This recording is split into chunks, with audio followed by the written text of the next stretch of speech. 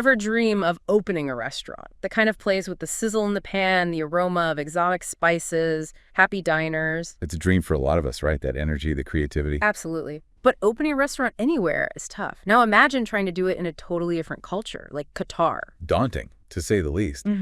But also a huge age opportunity. The Qatari market is fascinating. That's what we're diving into today. We've got this awesome 15-step guide from Menuviel. They're kind of the experts on launching restaurants in Qatar. They really lay it all out, which is great. But we're going beyond just the steps themselves. We're digging into the why, the how, those little nuances that make all the difference. Exactly, because you can't approach this like opening a restaurant just anywhere, right? Not even close. Qatar is unique.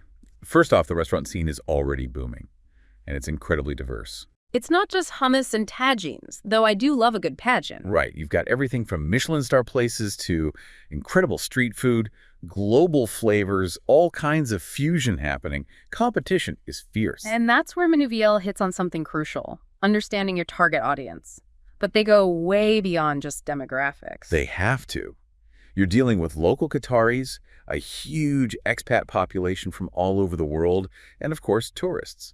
Each group brings totally different expectations to the table. Different tastes, different cultural backgrounds, different ideas of what a dining experience should be. Exactly. It's like trying to create a symphony that everyone in the orchestra, even if they're playing different instruments, can enjoy. And Menuviel talks about competitor analysis, but they don't just mean other restaurants. Nope. They want you to look at anything vying for that dining out rile. Food trucks, delivery services, even those fancy grocery stores with prepared meals. It's about seeing the bigger picture, the whole ecosystem. Because dining out in Qatar, it's an experience. People aren't just paying for food, are they? Not at all. Yeah. It's the ambiance, the service, even that Instagrammable moment. Menuviel stresses how vital a strong online presence is over there. Makes sense. Everyone's on their phones, checking out menus, reviews, the whole 9 yards. Exactly. You need to wow them online before they even set foot in your restaurant. So you've got your menu ideas swirling, your Instagram filters primed, and then reality sets in, legal requirements. And this is where it gets real fast. Qatar is known for being strict, and for good reason. They're not messing around. Menuviel breaks down the essentials. You've got your commercial registration, your food license. Sounds pretty straightforward so far. Well, hold on. Depending on your restaurant's concept, the location, you might need a whole slew of permits from the municipality, from other governing bodies. It gets complex. Yeah. And if you're thinking of serving alcohol? Ah, yes. Can't have a fancy restaurant without a wine list, right? Right. But that's a whole other beast in Qatar. Yeah. Very specific regulations, not easy to get. Menuviel lays it all out, and it can seem overwhelming. But I guess it's all part of respecting local customs and ensuring things are done properly, right? Exactly. And it ultimately leads to a more stable and successful industry for everyone involved. So you've jumped through the legal hoops. What else can trick up aspiring restaurateurs? Labor laws. Menuviel really stresses this, particularly the wage protection system in Qatar. It's not just a formality, is it? Not in the slightest. This is about building a business ethically, from the ground up, treating your staff fairly, ensuring they're paid accurately and on time. Imagine the peace of mind knowing that's all taken care of right from day one. No shady dealings, no unhappy employees. Exactly. And a happy team means happy customers, which, as we all know, is the recipe for a successful restaurant. Speaking of recipes, let's talk about everyone's favorite topic, money. And not just the love of food money, right? We're talking hard numbers, the nitty-gritty of costs and profits. And Menuviel gets into the weeds on this one. They break down those costs, and it can be a little eye-opening, to say the least. It's more than just the rent, the equipment, the ingredients, isn't it? Oh, much more. Menuviel reminds us about those hidden costs, the ones that can really sneak up on you if you're not careful. Those gotchas, like what should people be prepared for? Well, for one, that contingency fund they recommend, setting aside like 10-15% for those uh-oh moments. Because let's face it, in the restaurant business, Something always comes up, right? always. Busted pipe, fridge goes kaput, you name it. And those costs add up fast. Hence, the contingency fund makes you realize how important a solid business plan really is. Absolutely. And Menuviel drives this point home. It's not just about impressing investors, though that's obviously part of it. It's about you, your roadmap to success. Exactly. It's how you map out your break-even point, your projected ROI. It's about making sure your passion project is also a smart financial decision. Speaking of ROI, Menuviel doesn't sugarcoat the financial projections either. They're realistic about it. And they highlight how important it is to understand Qatar's tax system. Which, by the way, can be pretty advantageous for local businesses if you know how to navigate it. It's not just about being a culinary whiz. You got to be financially savvy, too. So true. But even with the perfect business plan, your restaurant's success often hinges on one crucial factor.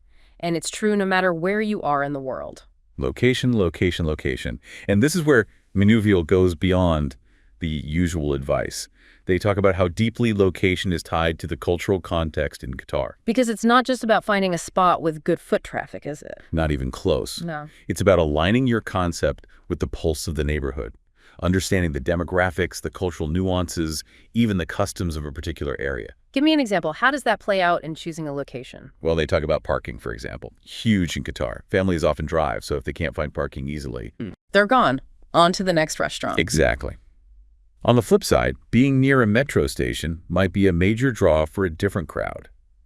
Menuviel even suggests going beyond just online research when you're scouting locations. Oh, like physically going there. Absolutely. Spend time there at different times of day, different days of the week.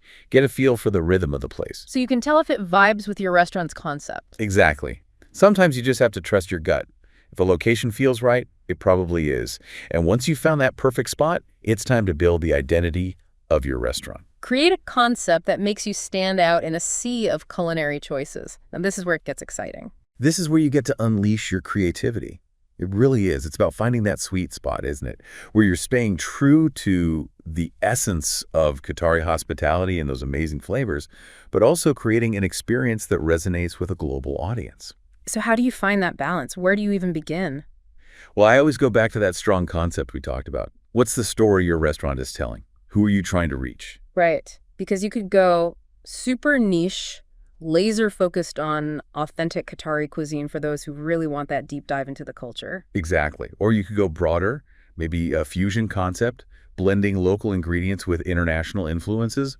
There's no one right answer, but being crystal clear on your target audience from day one, that's crucial. It's like laying the foundation before you start building right. Get that wrong and the whole thing could crumble. Exactly. And Menuviel touches on this. They emphasize the importance of staying true to your vision, your core identity, but also being adaptable. Listening to your customers, taking feedback seriously, and being willing to evolve over time. It's like fine-tuning a recipe, right? You start with a vision, but then you taste, adjust, refine until you've got that perfect balance. Couldn't have said it better myself. And speaking of recipes, that's what this deep dive has been, hasn't it? A recipe for opening a restaurant in Qatar. A recipe with a lot of ingredients. We've covered a lot of ground, the legalities, the logistics, understanding the market, crafting a unique brand, the importance of location, building a great team, marketing. Phew, it's a lot to take in. But remember, this is just the amuse-bouche.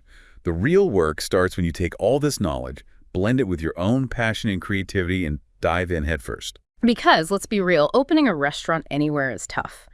It takes guts, resilience, a whole lot of caffeine. But in a place as dynamic and exciting as Qatar, with its booming culinary scene, The possibilities are endless. they really are. It's like a blank canvas just waiting for passionate chefs and entrepreneurs to come and make their mark. So to our listener out there, the one with that restaurant dream bubbling away. Don't be afraid to take that leap. Exactly. Use this deep dive as your springboard. Do your research, plan meticulously, and most importantly, never lose sight of that passion, that fire that made you want to share your love of food with the world. Because when you combine passion with a well-executed plan, incredible things can happen. Absolutely. And who knows, maybe one day we'll be sitting in your restaurant enjoying the fruits of your labor. I'd make a reservation right now. But until then, happy cooking, happy eating, and keep those culinary dreams alive.